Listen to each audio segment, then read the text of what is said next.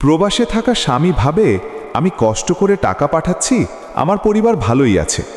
কিন্তু সে জানে না এই সংসারে সবচেয়ে বড় অভাবটা টাকার না, অভাবটা একজন মানুষের।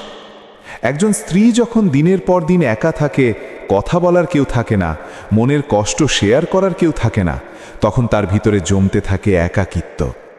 রাতে যখন সবাই ঘুমায়, সে একা মোবাইল হাতে বসে থাকে কারো একটা মেসেজের অপেক্ষায়।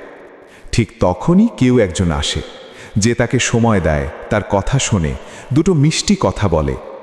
এখান থেকেই শুরু হয় দুর্বলতা।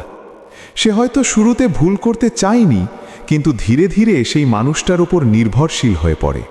কারণ মানুষ টাকার জন্য বাঁচে না, মানুষ বাঁচে ভালোবাসা আর অনুভূতির জন্য। হ্যাঁ, পরকীয়া কখনোই সঠিক না, এটা একটা ভুল, একটা বিশ্বাসঘাতকতা। কিন্তু শুধু নারীকে দোষ দিয়ে লাভ নেই।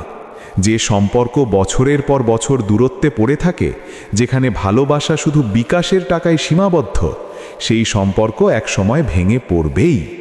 প্রবাসী স্বামীদেরও বুঝতে হবে, শুধু টাকা পাঠালেই দায়িত্ব শেষ হয় না।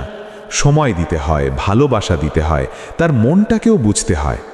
আর নারীদের জন্য একাকিত্ব কখনোই বিশ্বাস ভাঙার অজুহাত হতে পারে না, কারণ একটা ভুল সিদ্ধান্ত একটা পুরো জীবন নষ্ট করে দিতে পারে।